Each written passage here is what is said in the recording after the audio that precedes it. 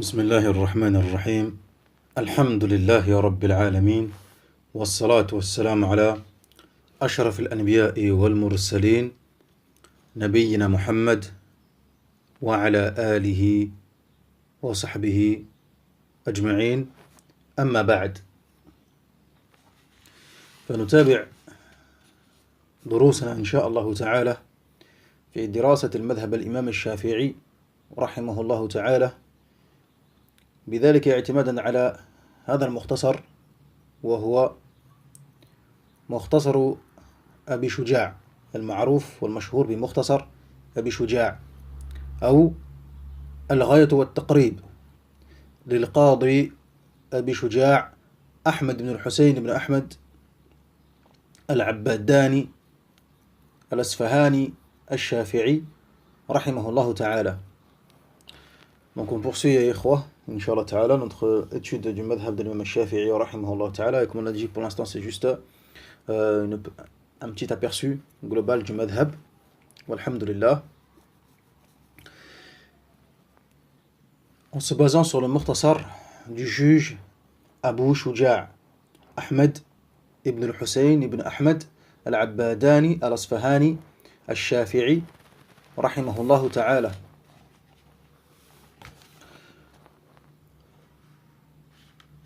Donc il a écrit un petit résumé في هذا الباب, un mukhtasar qui est connu sous le nom de mukhtasar Abu Shuja', walhamdulillah.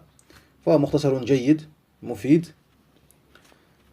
C'est un mukhtasar qui est rempli de leçons bénéfiques, walhamdulillah, et qui est très profitable, walhamdulillah rabbil alamin. Et il convient pour le débutant dans l'étude du fiqh en particulier, et en général, et dans l'étude du fiqh al-Shafi'i, de l'imam al-Shafi'i en particulier, de débuter par ce livre. Donc nous sommes toujours dans le chapitre de la purification, kitab al-Tahara. Donc dans les anciens durous, dans les anciens cours, alhamdulillah rabbil alamin, on a vu plusieurs masail, on a vu plusieurs points, alhamdulillah. Donc on a vu qu'est-ce qu'était la tahara, qu'est-ce qu'était la purification, tamam. On a vu aussi, barakallahu fikum, donc, que la purification consiste à relever l'impureté et à ôter toute souillure, ibara an raf' hadath wa izalatu najas. On a vu ensuite que le muallif, donc là on fait un petit résumé, inshallah ta'ala, alhamdulillah, on fait un petit résumé, ça doit voir un petit peu grosso modo ce qu'on a vu. Ensuite, on a vu, ya ikhwa, que l'auteur a mentionné différents types d'eau. Il a commencé tout de suite par al-miyahu allati yajuz at-tatahhur biha sab'u miyah, l'eau avec laquelle il nous est permis de faire notre purification est de 7 types. On a vu que l'eau, c'est la base dans la purification. L'eau, c'est la base. هذا هو الأصل. وننزل عليكم من السماء ماء ليطهركم به. Nous avons fait descendre des cieux de l'eau pour vous purifier. Et dans le verset, فَإِن لَمْ تَجِدُوا مَاءً فَتَيَمَّمُوا. Et si vous ne trouvez pas de l'eau, faites tayammum, les ablutions pulvérales. Donc on voit bien que c'est l'utilisation de l'eau en premier lieu. قبل كل شيء. Jamil. Ensuite, donc, il a cité tous ces types d'eau. On a vu leur asl. On a cité un dalil pour chaque eau. Mais on a vu que l'eau de façon générale c'est ما نزل من السماء أو نبع من الأرض وبقي على أصل الخلقة. Que l'eau, quoi qu'il en soit, c'est tout ce qui est descendu des cieux, ou bien qui coule dans la terre, hein, les ruisseaux, les lacs, les rivières, les fleuves, etc., les mers, et qui est resté sur son état naturel. Et qui est resté sur son état naturel, ce qu'on appelle al-ma' al-mutlaq, l'eau absolue, celle qu'on appelle eau, quoi qu'il en soit.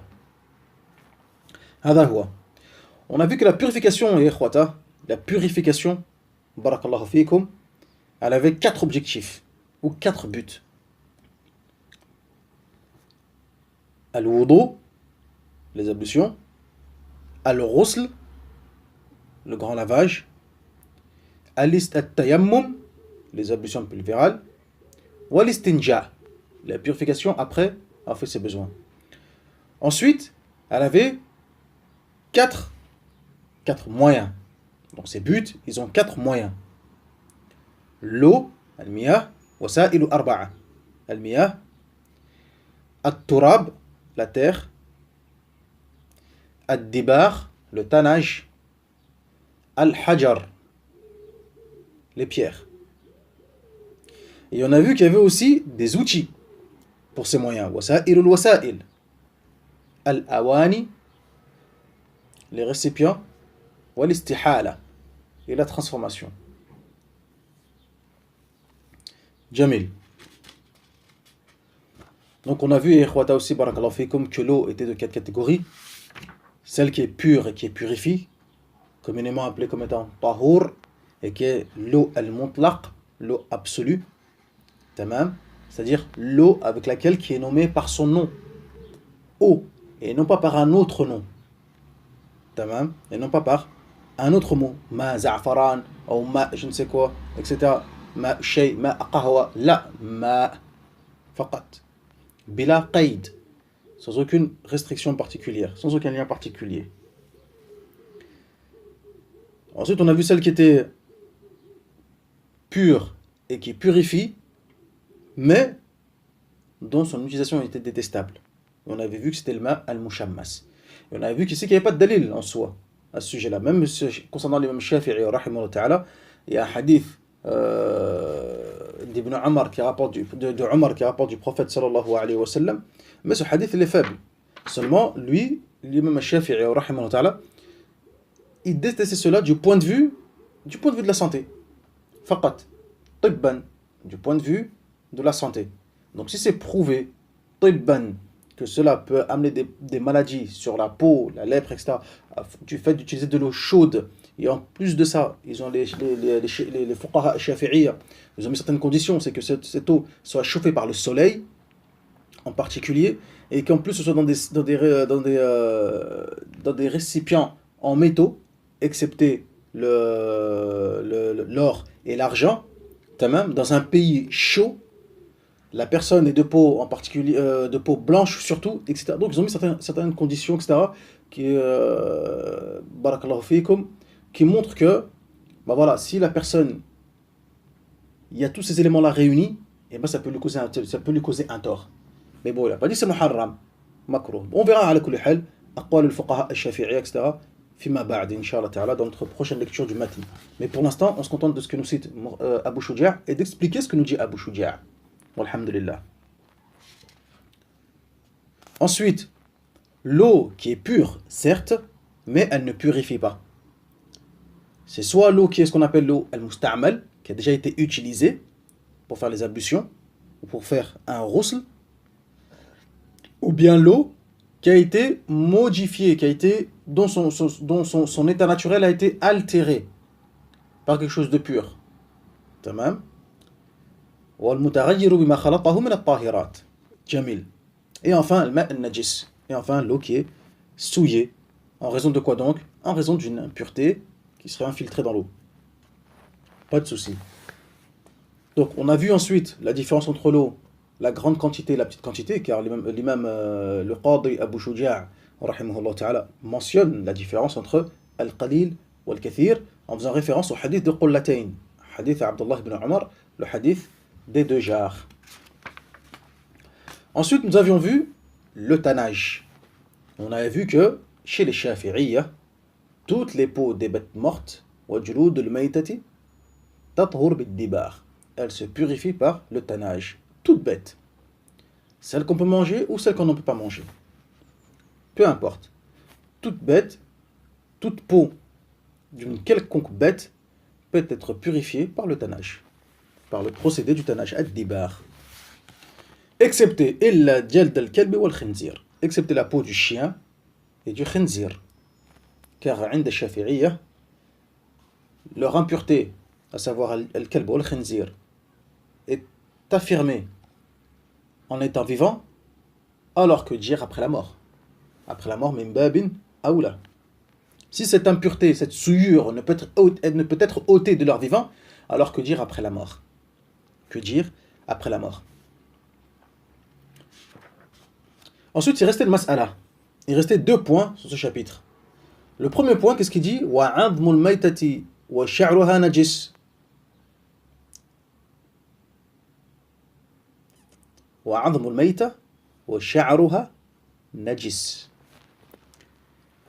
Également, quoi donc? L'os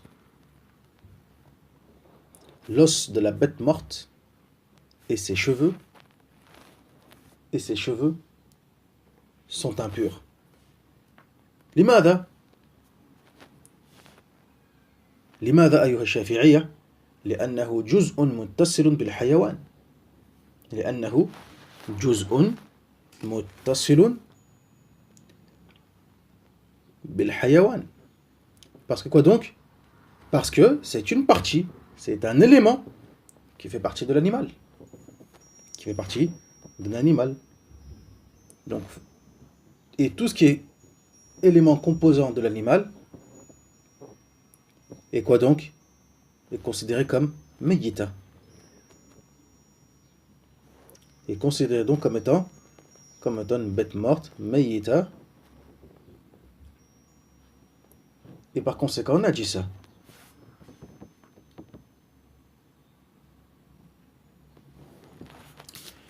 Au Shafi'a, ils disent également, car le dibar, le tannage, لأن أثر الدباغ يظهر في الجلد لا في الشعر.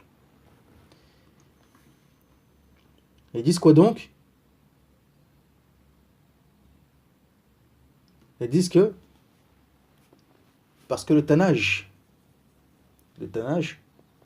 affecte et intervient sur la peau, mais non pas sur les cheveux ou encore moins les os. Et encore moins les os. Tamam. Et tout ce qui est coupé de la bête est considéré morte aussi. Par rapport au hadith de Abi Waqid al-Laythi. رضي الله عنه قال النبي صلى الله عليه وسلم ما قطع من البهيمة وهي حية فهو ميت. Toute partie coupée d'un animal vivant est considérée comme cadavre. Jamil.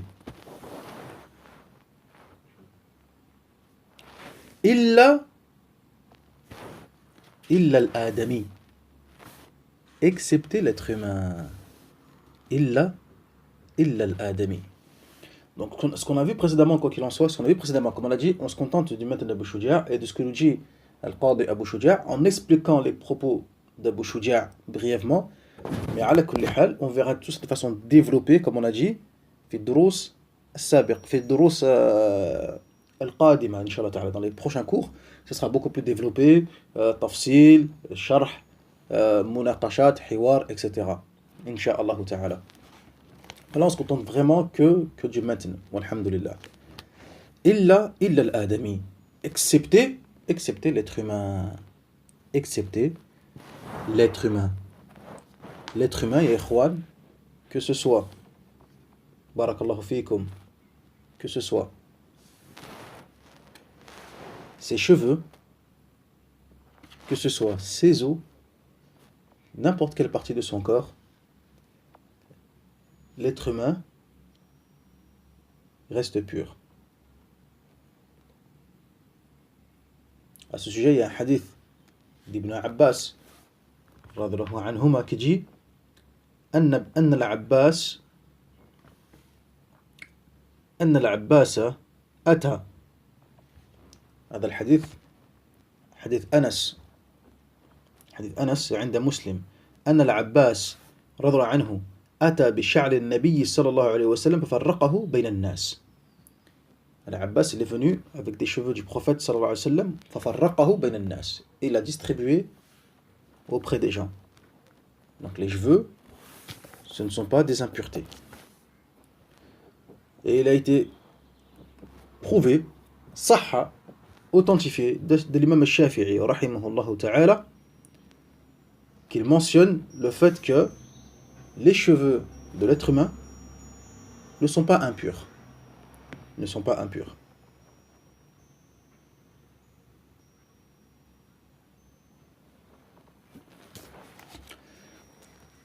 Donc ça, c'est un élément. Deuxième élément. Que dire alors du verset. إنما المشركون نجس. قال الخطيب الشربيني dans son شرح الإقناع رحمه الله تعالى المراد به نجاسة الاعتقاد. Ce qu'on veut dire par là, les polythéistes sont des souillures, c'est abstrait. On parle de quoi donc? On parle de leur croyance. On parle de leur croyance. C'est une najasa ma'nawiya et non pas une najasa hissiya. C'est une impureté abstraite et non pas concrète. Et on a un autre hadith du prophète sallallahu alayhi wa sallam, innal mu'min la yanjus. Le croyant ne devient pas impur.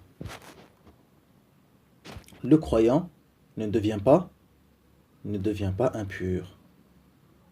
Tamam. Jamil. Ensuite, ya ikhwan, il faut savoir que la législation nous a permis une bête morte, 2 bêtes mortes, mais lesquelles? Et ça, c'est une exception. عن ابن عمر رضي الله عنهما قال قال رسول الله صلى الله عليه وسلم أحلت لنا ميتتان ودمان فأما الميتتان فالجراد والحوت وأما الدمان فالطحال والكبد.